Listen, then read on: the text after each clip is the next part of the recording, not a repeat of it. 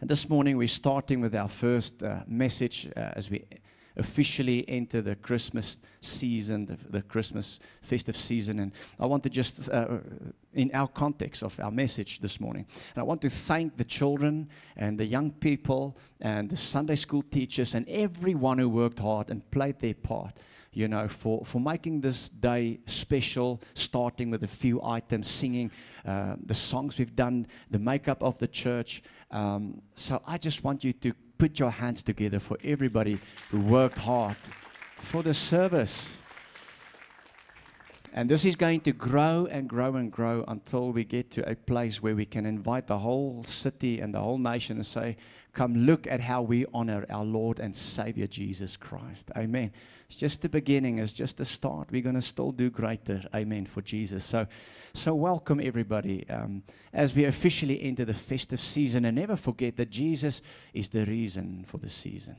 He is the reason for the season. And Christmas is maybe my most special season of the year. I like the idea of gifts and everything, and even trees and decorations. And I know it's very controversial in the Christian world because some people say, you know, we don't celebrate the right day. Jesus was not born on the 25th. Others say, you know, we've commercialized it. We make it all about the material stuff. But I want you to know we are not worshiping a day or gifts, but we are celebrating and worshiping a person. And everything we do with the remembrance of the fact that Jesus came to this world. Christians are not stupid. We will not worship the wrong stuff. Amen. So we don't worship the world. We worship our Messiah. So today I just want to release you and give you the freedom to enjoy Christmas, as long as you make it about Jesus. Is that okay? Turn to somebody and tell them you are now free to celebrate all forms of Christmas, but never forget Jesus. Free. Where the Spirit of the Lord is, there is freedom. I don't have long this morning, but I want to come and bring you a message that I believe is necessary here, you know, before we enter the next year, 2026.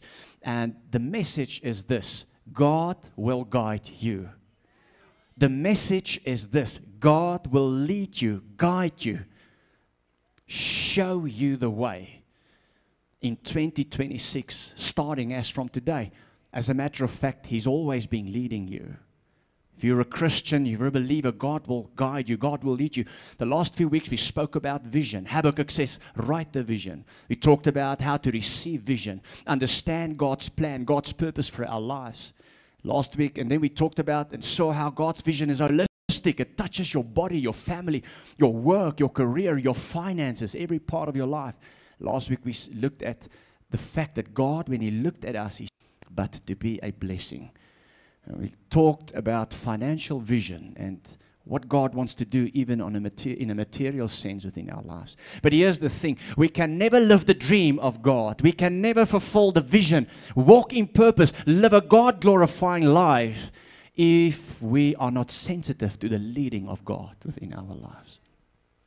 And when we look at the Christmas narrative, we see what I call a wonderful fulfillment of the Psalm 32 verse 8 promise in the lives of Joseph, Mary, and Jesus. And I think it's a wonderful opportunity for me this morning to show you that God will lead you as we revisit the Christmas narrative. The Word of God says in Psalm 32 verse 8 that the Lord says, I will guide you along the best pathway for your life. I will advise you and watch over you. I brought a compass with me this morning. Everybody know what a compass is? North, east, south, west, and all the in-betweens.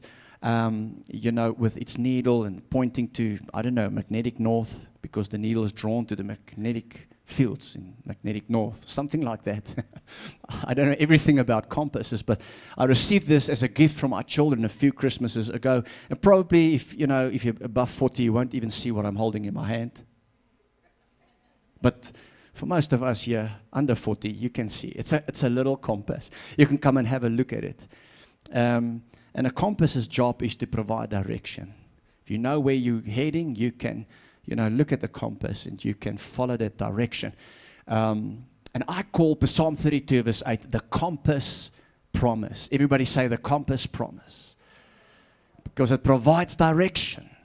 God wants to lead you. God wants to guide you. And I'm quite excited about the prospect that God leads me along the best pathway for my life.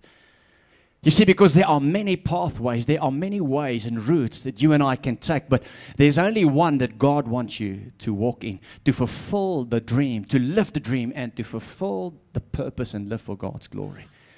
And this promise is a 3-part promise. It says, I will lead you along the best pathway for your life. It says, I will advise you. A compass can't do that, by the way. Compass can't speak to you, can't advise you. And it also says that I will watch over you. For the next few minutes, I just want to talk to you about this promise, which I believe is a crucial promise. I know it off heart. And, this is actually whenever I need direction, whenever I say, Lord, what am I supposed to do? Where am I supposed to go? And what am I supposed to do? How many of you ever prayed that? Where am I supposed to go? What must I decide? Left or right? Where must I go? What must I do? I think that's a great question that we all battle with. And when I get to times like that, I open my Bible at the Psalm 32:8 promise. And I take my compass with me. My compass, and I, just as a prayer prop. Have you got prayer props? Prayer illustrations.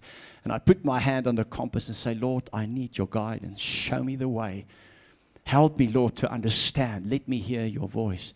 And God is so faithful. He might not even always speak the way we want him to speak, but he always comes through. And when I look back, I see the hand of God.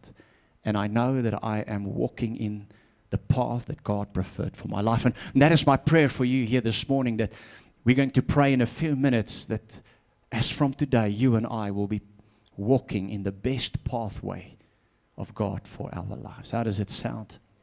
We're going to pray, especially with 2026. I believe we need a message like this. We need to be sensitive, obedient. We need to follow the route. We need to journey with God.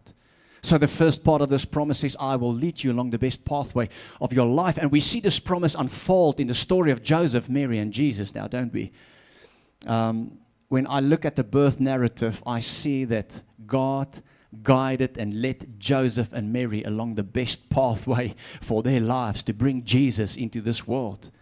The Word of God speaks and says in Luke 2, verse 1 to 4, and just to bring the Christmas narrative into this so that we can see how God fulfills this Psalm 32:8 promise. So I'll just touch here and there. We can't look through the whole at every scripture and through every passage. But Luke 2, verse 1 to 4 says, at that time the Roman Emperor Augustus decreed that a census should be taken through the Roman Empire. And because Joseph was a descendant of King David, he had to go to Bethlehem in Judea, David's ancient home. And he traveled there from the village of Nazareth in Galilee. So Joseph had to go to Bethlehem because of the census and his, and his background. He had to go there. So God led him, guided him from Nazareth to Bethlehem. Now, I think you will agree that it couldn't have been easy for Mary because she was highly pregnant. She was about to give birth. Those of you who've given birth to children this morning will understand that, the closer you get to that time of, should we call it delivery? Sounds so insensitive. The more relaxed you need to be, the more comfort you need. Yet this was a time that God said to Joseph, no, you need to go now. Or, because of what was happening, and God's hand was in it, believe me, God says, now you need to go from Nazareth to Bethlehem. It doesn't stop there. The journey gets more complex because, then Mary gives birth to Jesus in Bethlehem in the stable. According to Mosaic law, 40 days later, they need to return to Jerusalem for the presentation of the baby and the purification process. So Nazareth, Bethlehem, Bethlehem, Jerusalem. Jerusalem back to Bethlehem because that's where they're staying now. There they met the wise men. And right after their meeting with the wise men, the celebrations, when they gave gifts to Mary, Joseph and Jesus, they left and an angel of the Lord appeared and said, now I want you to go to Matareya. Everybody say Matareya. Don't go back to Nazareth, go to Matareya. Matareya, a small village close to Cairo in the northern part of Africa. Why am I telling you all these things? Nazareth, Bethlehem, Bethlehem, Jerusalem, Jerusalem, Bethlehem, Bethlehem, Matareya. Matareya, 2 years later, back to Nazareth. Because God leads you along the best pathway of your life. That story I've just shared with you sounds like some of our lives. Here, there, here. Sometimes it doesn't make sense. Sometimes it's a lot of discomfort. Sometimes we say, Lord, do you really know what you're doing? Have some of you ever felt that way? Lord, are you sure you know what's happening?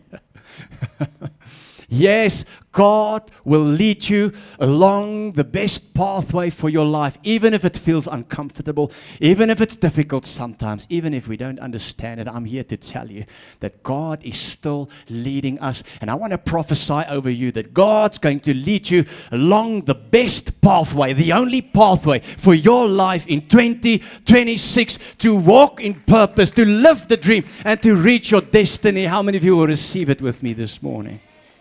So that's the first part of this promise. And the second part of this promise is just as powerful because it says, I will lead you along the best pathway for your life. But I will also do what? Advise you. You know, when I look at the story, the birth narrative, it's so wonderful to see how God speaks through angels and through people to Joseph. Actually, it started before Joseph because John, you know, was born before Jesus. And God started, if you study the Gospel of Luke, you will see that God started to communicate with Zechariah in the temple. He says, Zechariah, Elizabeth will conceive. And she will be with child. And Zechariah said, I don't believe this. And then, you know, God shut his mouth. Can you remember that story? So that he cannot speak against God's word. If you want to hear more about that, come next week because there's a message there. Don't speak against the word, but it goes beyond that because Jesus is the word who became flesh. As I say, that's for another day. But God speaks. He enlightens. He advises Zechariah. Then the angel Gabriel appeared to Mary. Mary, you will conceive and be with child. Now look at this. She said, I don't understand. I'm a virgin. I've never been with a man. In our culture, we don't stay together. We don't cohabit. We wait until we're married. Hallelujah. We still believe in the marriage covenant. I cannot have a child. Gabriel explained to her, no, don't worry. You will come under the power of the Holy Spirit. The Holy Spirit will overshadow you. And, you know, as I was studying this, it's like the Lord says, tell the people that I will even explain to them. I will even make myself clear.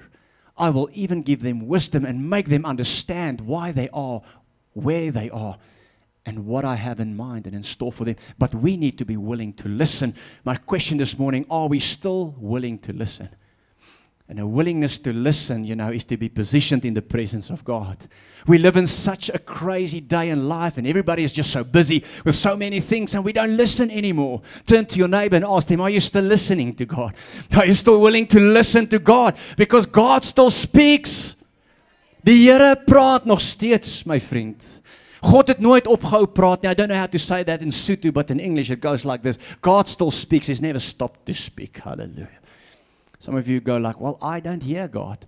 Well, that is because you don't study the Word anymore. Okay, not you. Yeah, I actually talk about other Christians. Don't worry, you can be at ease. You know, the story of the birth narrative of Jesus is so powerful because I see angels talking to Zechariah, Gabriel talking to Mary. Joseph received a dream and an angel appeared to him when they have to flee to Egypt. God speaks. God advises. And I want you to know that God wants to speak. God wants to advise. God wants to download wisdom in your being so that you may know who you are, where you're going, and what you're supposed to do. And the good news this morning is, as we talk about the Holy Spirit, I want to remind you that for you and I who believe that we were filled with the person of the Holy Spirit, which means the fullness of the Holy Spirit. We call it baptism in the Holy Spirit. In other words, the Spirit of God lives on the inside of us. And even though God can still use angels and He can use dreams and visions and people and the nature, God can use anything to talk to us, believe me. But the main means of speaking to us is through His Word as we fellowship with the Holy Spirit. that same Holy Spirit who overshadowed Mary. And so I want to ask you this morning, do you know God? Do you know the Holy Spirit? Have you been filled and baptized with the fullness of the Holy Spirit? Because God wants to speak if we're willing to listen. Some of us haven't heard from the Lord in quite a while. And this morning, as we revisit the birth narrative, God comes and says, I've got so much to share with you. I want to pour myself out in you. I want to make things clear for you. Because I have made you wonderfully, fearfully. You are my poema. Can you remember that word? My craftsmanship. I've got a purpose and a plan. And I want to lead you along the best pathway for your life. But you've got to listen. If you're willing to listen, I can speak to you. And I pray this morning, that we will get sensitive again with the Holy Spirit. And that we will not miss a beat. That we will not miss the finest whisper of the Holy Spirit. How many of you will pray with me this morning and say, Lord, help me not to miss your voice. Holy Spirit, help me to hear your voice again. When I say that, I start to think about the sermons. There's a sermon series coming up, hearing God's voice and doing God's will. Wouldn't that be great? Wouldn't that change the world? Hear His voice and do His will. And the Psalm 32:8, the compass promise this morning says, I want you to hear my voice and do my will. And I know some of you sitting here and say, this promise unfolds in the life of Jesus, Joseph, Mary, but Jesus is the Son of God. Is this promise true for me? Can I tell you something that God did for Joseph and Mary and Jesus because of you and me? Isn't that powerful? So this promise is all in all our promise. Does Paul not say to the Corinthians in his second letter, the first chapter, verse 20, he says, in Christ Jesus, all promises are yes and amen. Church, I want you this morning to grab the Psalm 32:8 promise, to take it for yourself, to say, this is my promise. I need to be led in the right path. I need to hear the voice of God. I need to be sensitive for the leading of the Holy Spirit. I believe God has so much great things in store for us. And, I just want to say this, that 2026, for those of you who don't know it yet, our hashtag, our promise for 2026 is the year of fruitfulness. And I want to prophesy over you that you will be fruitful in 2026. You will bear fruit. God's going to do great things over your life. He's got great things in store for us. How many of you receive it right now? 2026, the year of fruitfulness, of moving forward, of getting intentional and accurate with the things that God has in store for me. Woo, that's powerful stuff. I want to dance. The Word of God excites me. Does it still excite you? Does the things of God still excite you? Do you still realize with me this morning that there's nothing greater to live for than the things of God? Hallelujah. There's nothing more worth than serving Jesus. And Jesus remains the reason for the season. Lord Jesus, we celebrate you. We honor you. We thank you that you came to this world so that we can enter into a new covenant with God. And that all the promises can be ours, including Psalm 32, verse 8. Say with me, the compass promise. What does the compass promise say? Did you get that, how that scripture started? It says that thus saith the Lord. Thus says the Lord. Sorry, I'm quoting the King James version here. Let's go to the New Living Translation. It's not thus saith, it's thus says the Lord. Hallelujah. He says, I will lead you along the best. So which means there are many. You can follow different routes, but promise me, I want to promise you don't want to. He says, and then I will advise you. So God does not just leave us. He says, and then I will do what? I will also watch over you. And that's the third part of this promise that I want to share with you this morning. God will also watch over us. In Matthew chapter 2, verse 13, the word of God said, after the wise men were gone, an angel of the Lord appeared to Joseph in a dream. So God's still advising, God's still communicating. And then he warned them. He said, get up, flee to Egypt, Matareya. We know that Jesus stayed in that village with a child and his mother. And the point I'm making is that God is not a distant God. I just want to make sure we understand today that God is an involved God. God does not sit back and look at our lives from afar, church. No. No, He's an involved God. God will intervene in your life and in my life if we allow Him to intervene. How many of you will pray with me this morning? Lord, intervene in my life. I surrender to you. Do something new. Intervention. Somebody need to say, hey, I need a godly intervention. I need God to come and show Himself and intervene and connect with me like never before. So God does not look from afar, but He intervenes. He's involved. And not only that, God protects and God provides. So He does not say, okay, now that you're safe, you can now live until you're dead, and then you will come to heaven. No, God says, I'm an involved God. And I want people to know here this morning that God knows your sorrow. He knows your joys. He knows your sins. He knows your weaknesses. He knows you and I far better than we know ourselves. And He watches and He sees and He's involved. And in this birth narrative, we see how God's watching. Joseph and Mary said, let's go back to Nazareth. That's where we stay. Our family's there. God says, you can't go. Herod is going to kill Jesus. You better go to Egypt. What is God doing? He's protecting.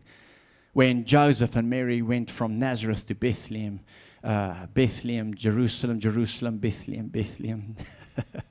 Mataraya, Nazareth. I say that because when I look at my life, I see a lot of those moves in my own life. It's like here, there, here. You know, some of you, you've just grown up in one place. God bless your soul. Hallelujah. That's nothing wrong with that, but just for some of us here this morning. But the point I'm making is they traveled quite a lot, and God protected them. And I want to say to you this morning and prophesy that God's going to protect you on the road. I prophesied. How many of you will take God's protection for December on the roads? He's going to protect you. He says, when He says, I watch over you, it means that God will protect. God protected Joseph. He protected Mary. He even protected Mary from losing her husband, because I don't know about you guys, but I will not believe if my betrothed comes to me and tell me I'm pregnant, but it's not yours. And it's nobody's. I wouldn't believe that. God protected Mary when He appeared to Joseph in a dream through an angel. Said, hey, don't separate, don't divorce from Mary. It was truly a supernatural act. Come on, church, are you with me? And have you seen how supernatural this birth narrative of Jesus is? It's so powerful. It's angels. It's the Holy Spirit overshadowing. It's this virgin birth. We can never deny the supernatural work of God within our lives. My prayer is that you will see the supernatural power of God, knowing this morning that God watches, that God protects, and God also provides. He's your provider. As human beings living in this world, as Christians, I believe there's no true Christian that will arrive at a point where they say, well, I've got everything I need. I don't think it's good, because once we've got everything we need, we're no longer in faith. There should always be something we trust God for. I believe that true godly vision is always about trusting God for the next season, even if you're 70 or 80. Tani Isi, God has got a next season in store for you. Maybe it's just to pray for your children. I don't know. You see, God wants you in faith, because without faith, it's impossible to please God. But those that go to God must believe that God is a rewarder of those. Hallelujah. Who diligently seek Him. Come on, church. How many of you enjoy Christmas so far? Come on, give it up for the reason of the season. Jesus, to you be all the praise. Jesus, to you be all the glory. Hallelujah. And He also provides. And, you know, I want to read the scripture of the provision of God that we find in this birth narrative. Matthew 2:11 says, we know that the wise men, you know, then followed the star. I'm going to say something to conclude, you know, about the Bethlehem star. But they saw the star. The star led them to Christ. They met with Joseph and Mary and the little baby boy, Jesus. And then they opened, the Bible says, their treasure chests. And, you know, God has treasure chests. Amen.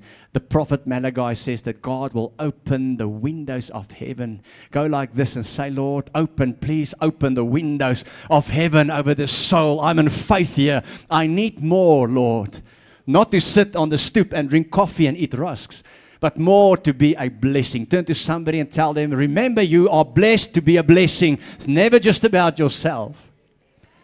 Those of you who were here last week will understand where I'm coming from. Anyway, so they opened their treasure chest That's the wise men, the Magi, and which were wise men. They studied the stars. You know, they were scientists in their own right, and they gave him gifts. Look at this: gold, frankincense, and myrrh. And I was thinking about that. I say, Lord, what does this mean? And God says, I'm your provider. Tell the people that I provide.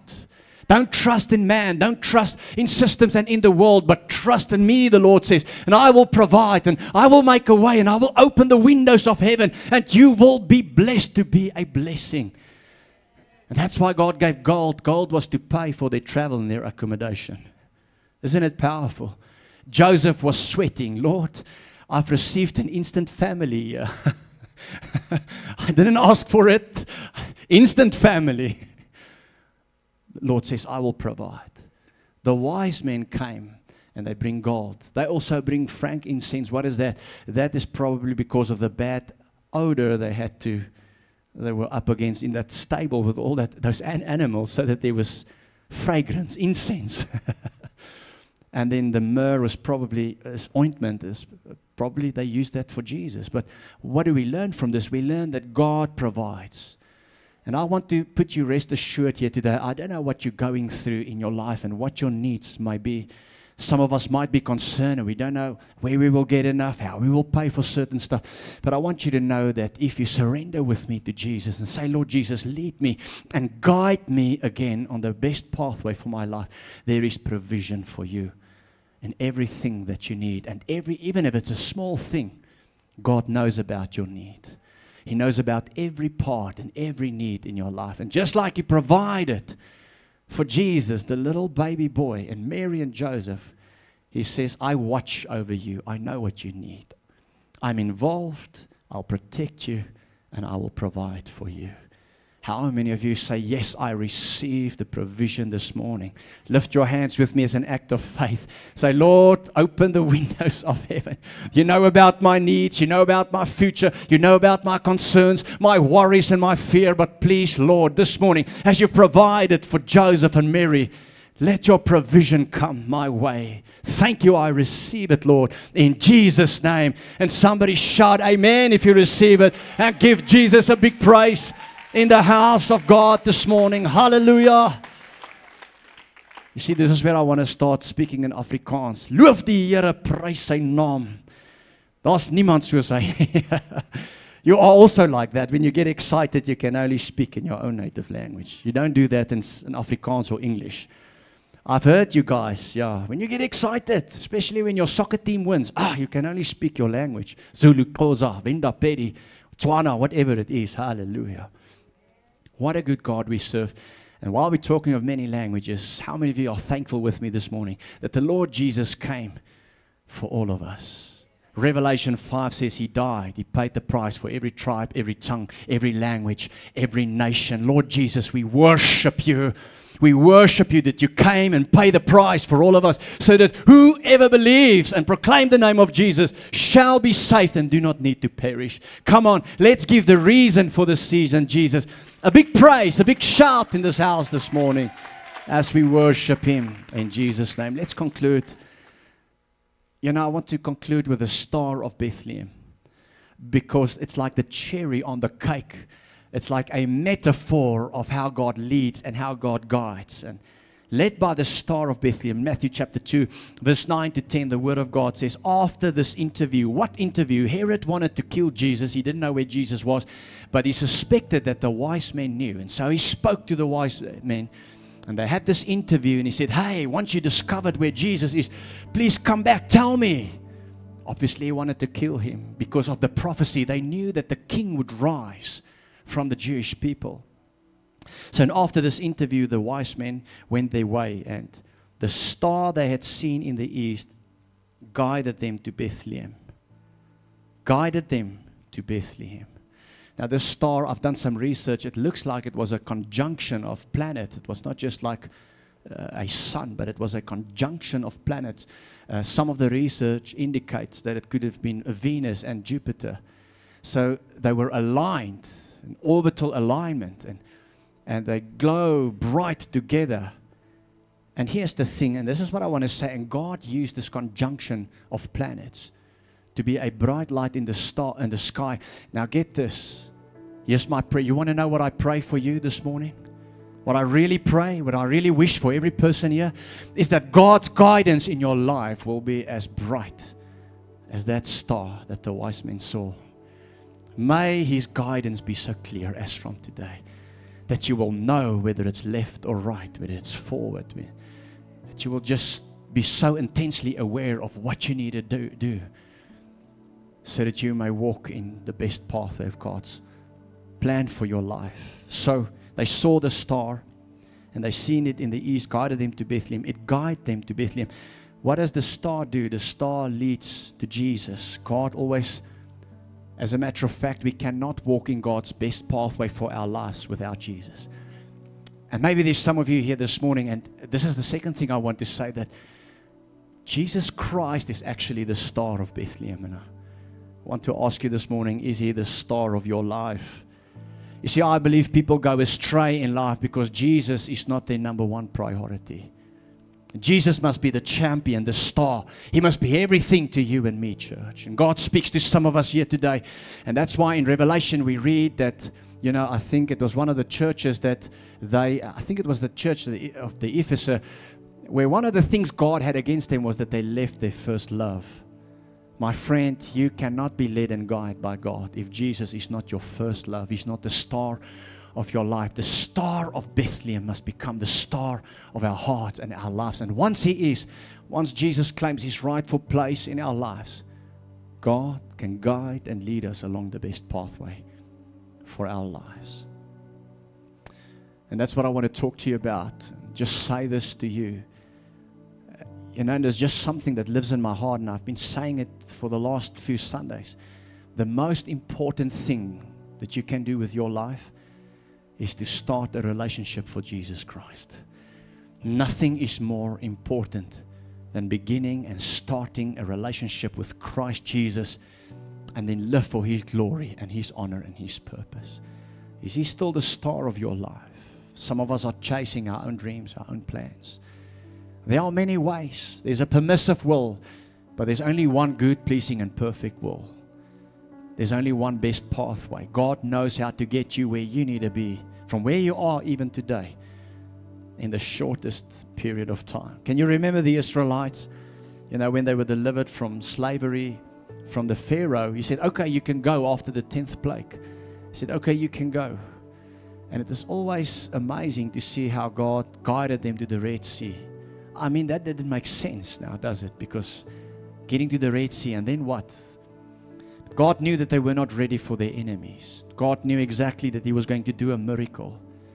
So there are miracles on our path and in our journeys when God leads us.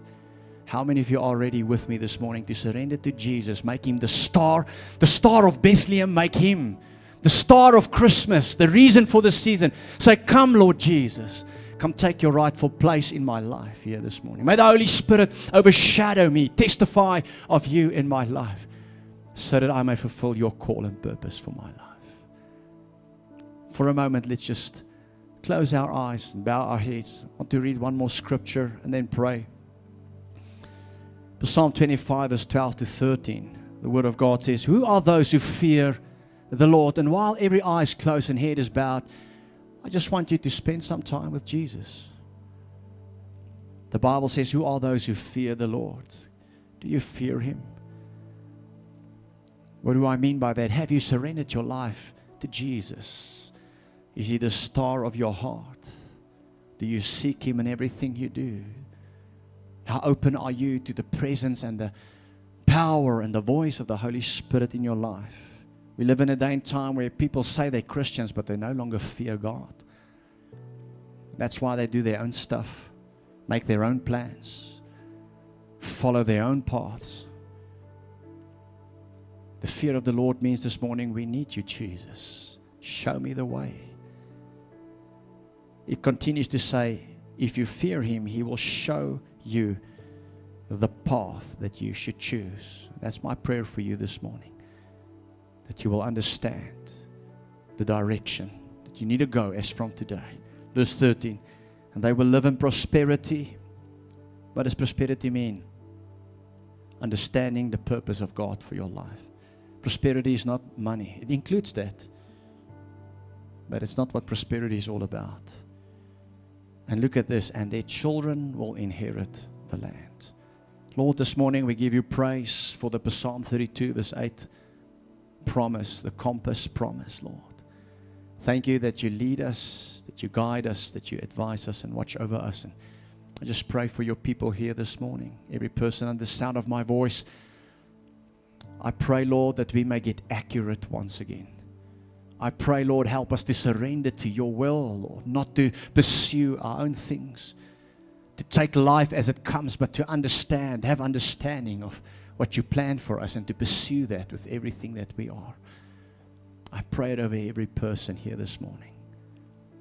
In Jesus' name, while every eye is closed and head bowed, if you're in this place today and you're not sure if Jesus is the star of your life, and you feel like you need to get closer to Jesus, you feel like maybe you're leading your own life. God sees you, but He's not leading you. If He speaks to you this morning, and maybe you've got stuff going on in your life, and there's a wall between you and God. You sit here, you're not even sure about your relationship with Jesus. Some of you say, well, I'm not even sure if my name is written in heaven's book of life. I want to pray with you. We can celebrate Christmas all we want, but in the end, it all comes back to the gospel truth. God so loved the world that He gave His only begotten Son, Jesus Christ, came to this world, was born from the Virgin Mary, so that whoever will believe in Him, begin a relationship with Him, will not perish, but have everlasting life. You sit here this morning and you say, I need Jesus. I want you to take a step of faith right there where you are. Just raise your hand and say, include me in the prayer. I want to pray with you. Thank you. Thank you. I see hands. Are there more people? So why must I put up my hand? It's personal. No, it's not. Your faith is never personal. It cannot be, because God wants to use you. This might be a pivotal moment in your life. If there are any more hands, you can just raise them and put them down again. God speaks to you. Those of you who raised your hands, just pray this after me today. I want to encourage the whole church to pray this with me. Say, Father, thank you so much for Jesus, the reason of this season, the star of Bethlehem. This morning, precious Jesus, I confess with my mouth, believe in my heart that you are God. You are Lord. You are the only begotten Son of the Father. Your word says, if I confess your name, I'll be saved. I confess you. Today, Lord, I surrender my life and I start a personal relationship with you. Please forgive me for doing my own thing, for leading my own life. I declare today that God guides me. As from this moment, you lead me, you guide me. Thank you that you advise me. Thank you that you watch over me. Holy Spirit, come and live in me. I honor you in Jesus' name. Father, thank you for this people today. Thank you for Christmas. Thank you for the message. Lord, I pray for those who lifted their hearts and hands to you. And I pray that as from today, that your guidance will be as bright as the Bethlehem star within their lives. Thank you that you touch them. Thank you that you fill them. Thank you for the many things you've already done in this service. We give you all the praise and all the glory. In Jesus' name, amen.